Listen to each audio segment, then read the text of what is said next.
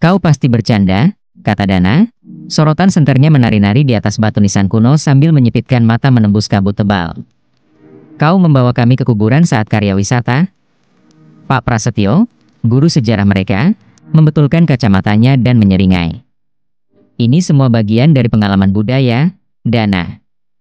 Lagi pula, kisah pocong paling baik diceritakan dari mana asalnya. Sekelompok siswa yang skeptis itu bertukar pandang, tetapi keheningan mencekam yang menyelimuti kuburan kuno itu membuat mereka semakin rapat. Pocong adalah hantu populer di Indonesia, roh terselubung yang melompat-lompat di sekitar kuburan, tak bisa beristirahat karena dikubur dengan wajah terbungkus kain. Jadi, apa maksud makhluk-makhluk ini? Alex, si pemberani di kelas, mengejek. Mereka melompat-lompat dan berteriak, "Bo!"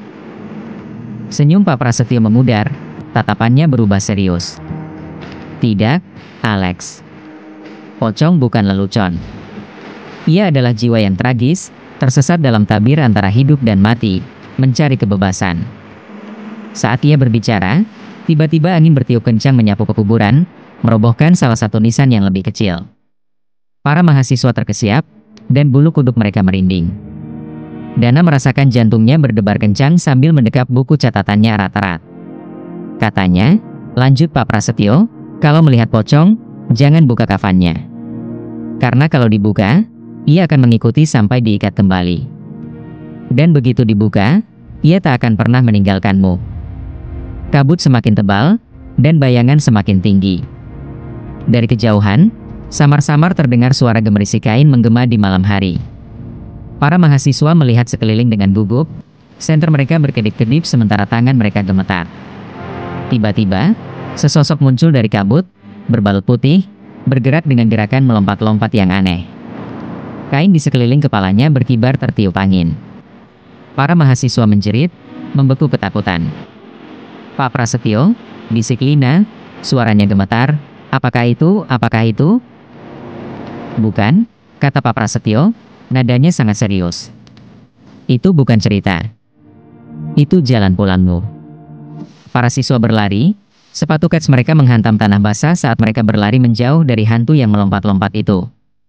Pengejaran pocong semakin dekat, suara kain kafannya berkibar tertiup angin bagai kepakan sayap. Di tengah kekacauan itu, Dana tersandung akar yang mencuat, senternya melesat pergi. Ia bergegas berdiri, hanya untuk mendapati pocong itu menjulang di atasnya. Wajahnya yang terselubung hanya beberapa sentimeter dari wajahnya sendiri. Dengan jantung berdebar kencang, ia mengulurkan tangan yang gemetar dan menyentuh simpul yang menahan kain itu. Mata hantu itu, yang bersinar dengan cahaya spektral, bertemu dengannya, dan ia memahami permohonan diamnya.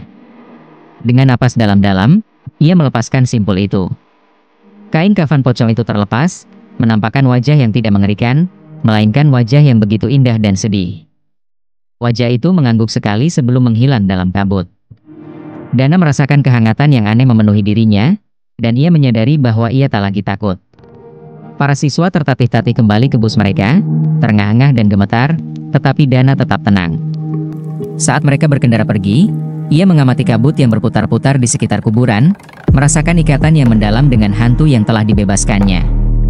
Sepanjang perjalanan, ia merasakan kehadiran pocong, sebuah pengingat lembut akan belas kasih yang telah ia tunjukkan dalam menghadapi rasa takut. Dan setiap malam, saat ia berbaring di ranjang hotelnya, ia akan membisikkan doa untuk kedamaian abadinya, menyadari bahwa ia telah melakukan sesuatu yang lebih dari sekadar menceritakan kisah hantu. Ia telah menawarkan jiwa kesempatan untuk beristirahat.